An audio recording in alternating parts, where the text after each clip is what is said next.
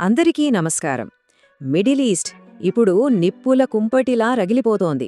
అసలు అక్కడ ఏం జరుగుతోంది? అమెరికా, ఇజ్రాయెల్, ఇరాన్ ఈ ముగ్గురి మధ్య ఉద్రిక్తతలు తారస్థాయికి చేరాయి.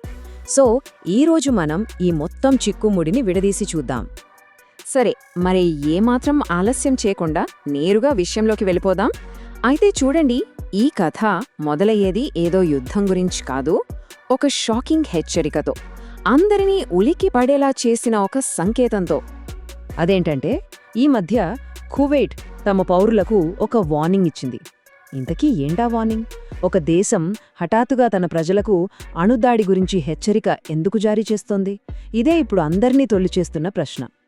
ఆ వార్నింగ్లో వాళ్లు వాడిన మాటలు వింటేనే ఒళ్ళు గగురుపాటుకు గురవుతుంది. అణు ప్రమాదానికి సిద్ధంగా ఉండండి, రేడియేషన్ వ్యాపించొచ్చు, అది కనీసం 3 తరాల మీద ప్రభావం చూపుతుంది అని. అంటే చూడండి, ప్రమాదం వస్తోందేమో అన్న అనుమానం కాదు, అది ఖచ్చితంగా రాబోతోందని, కళ్ల ముందే ఉందని వాళ్లు చాలా స్పష్టంగా చెప్తున్నారు. ఇక్కడ మనం ఆలోచించాల్సిన అసలు పాయింట్ ఒకటుంది. ఈ వార్నింగ్ ఇచ్చింది ఎవరు? ఈ గొడవతో అసలు ప్రత్యక్షంగా సంబంధం లేని కువైట్. అంటే వాళ్ళకి ఖచ్చితంగా ఏదో లోపలి సమాచారం తెలిసుండాలి. మరి అదేంటో? ప్రపంచానికి తెలియని ఆ రహస్యమేంటి? సరే, కువైట్ భయం వెనుక ఉన్న కారణం తెలియాలంటే ముందు మనం ఈ మొత్తం కథలో ఉన్న మెయిన్ ప్లేయర్స్ని, వాళ్ళ అసలు మోటివ్స్ ఏంటో అర్థం చేసుకోవాలి. చూడండి, ఈ విషయంలో అమెరికా స్టాండ్ ఏంటో వాళ్లకే క్లారిటీ లేనట్టుంది. ఒకసారేమో మేం గెలిచామంటారు, కాల్పులు ఆపేద్దామంటారు, ఇంకోసారేమో ఇరాన్తో చర్చలు జరుపుతామంటారు. ఇలాంటి కన్ఫ్యూజింగ్ సిగ్నల్స్ వల్ల వాళ్ల మాట మీద నమ్మకం పోతోంది. ఇప్పుడు చూడండి, ఇక్కడే ఉంది అసలు ట్విస్ట్. అమెరికా పైన చెప్పేది ఒకటి, కాని తెర వెనుక ఇజ్రాయెల్ లక్ష్యం ఇంకోటి. అమెరికా ఏమో శాంతి చర్చలు, ప్రాంతీయ స్థిరత్వం, ఆయిల్ అంటుంది. కానీ అమెరికా పాలసీని విపరీతంగా ప్రభావితం చేసే ఇజ్రాయెల్ గోల్ మాత్రం చాలా క్లియర్. ఇరాన్ అణు కార్యక్రమాన్ని పూర్తిగా నాశనం చేయాలి, చుట్టుపక్కలున్న శత్రువులను లేకుండా చేయాలి. ఇక ఇరాన్ విషయానికొస్తే వాళ్లని ఒక మూలకు నెట్టేశారు. దాంతో వాళ్లు ఇక పోవడానికి ఏమీ లేదు అనే స్ట్రాటజీకి వచ్చేశారు. వాళ్ల ప్లాన్ సింపుల్, ఎంత వీలైతే అంత రచ్చ చేయడం, అంతరాయం కలిగించడం. వాళ్ల రిటాలియేషన్ స్ట్రాటజీ చూడండి. అమెరికా ఎంబసీలు, మిలిటరీ బేస్ల మీద దాడులు, వాణిజ్యానికి గుండెకాయ లాంటి హార్మోజ్ జలసంధిని కంట్రోల్లో ఉంచుకోవడం, అమెరికా ఎయిర్ క్రాఫ్ట్ క్యారియర్ల మీద అటాక్కి ప్రయత్నించడం, ఇజ్రాయెల్ ఆస్తుల మీద దాడి చేయడం. అంటే వాళ్ళు చాలా స్పష్టమైన సందేశం ఇస్తున్నారు, మమ్మల్ని తక్కువ అంచనా వేయకండి, మేం ఎక్కడైనా దెబ్బకొట్టగలం అని. సరే, ఈ టెన్షన్స్ అన్నీ పెరిగి పెరిగి చివరికి కువైట్ హెచ్చరిక చేయడానికి కారణమైన ఆ భయంకరమైన ముప్పు వరకు ఎలా వెళ్లాయో ఇప్పుడు చూద్దాం. అణు విపత్తు అంటే మనందరికీ గుర్తొచ్చేది ఆ పెద్ద మష్రూమ్ క్లౌడ్. కానీ ఇక్కడ ప్రమాదం 2 రకాలుగా జరగొచ్చు. 1, నేరుగా అణుబాంబు వాడటం. 2, అణు కర్మాగారం మీద మామూలు మిసైల్తో దాడి చేయడం. పద్ధతి ఏదైనా కాని చివరకు జరిగేది మాత్రం ఒక్కటే, కంట్రోల్ చేయలేని రేడియేషన్ లీక్ అవ్వడం. అది గాలిలో, నీటిలో కలిసి విలయం సృష్టిస్తుంది. మరి ఇలాంటి పరోక్ష దాడికి మోస్ట్ లైక్లీ టార్గెట్ ఏది? ఇరాన్లోని బుషెహర్ న్యూక్లియర్ రియాక్టర్. ఎందుకంటే ఇది సముద్రం పక్కనే ఉంది, కువైట్ ఇతర గల్ఫ్ దేశాలకు చాలా దగ్గరగా ఉంది. ఒకవేళ దీనిపై దాడి జరిగితే ఆ రేడియేషన్ సముద్రం ద్వారా సులభంగా వ్యాపిస్తుంది. కువైట్ ఆందోళన వెనుక ఉన్న అసలు కారణం బహుశా ఇదే.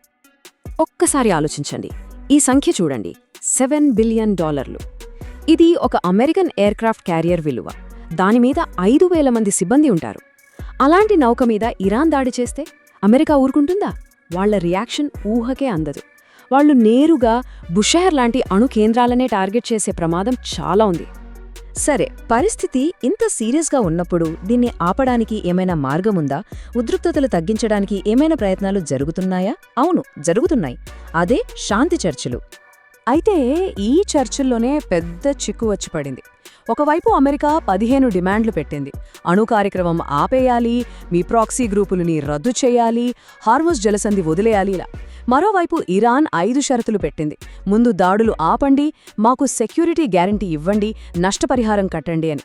చూస్తుంటే ఈ 2 వైపులా డిమాండ్లు కలవడం అసాధ్యమనిపిస్తోంది. ఇక్కడ మరో విషయమేంటంటే, ఈ విషయంలో ఫైనల్ డెసిషన్ తీసుకునేది అమెరికా గానీ ఇరాన్ గానీ కాకపోవచ్చు. ఎందుకంటే ఇజ్రాయెల్ చాలా స్పష్టంగా చెప్పింది, ఈ శాంతి చర్చలతో మాకు సంబంధం లేదు, మా ఆపరేషన్ వారాల పాటు కొనసాగుతుంది అని. అంటే దాని అర్థమేంటి? అమెరికా ఇరాన్ ఒక ఒప్పందానికి వచ్చినా కూడా ఇజ్రాయెల్ తన చర్యలతో దాన్ని నీరుగార్చగలదు.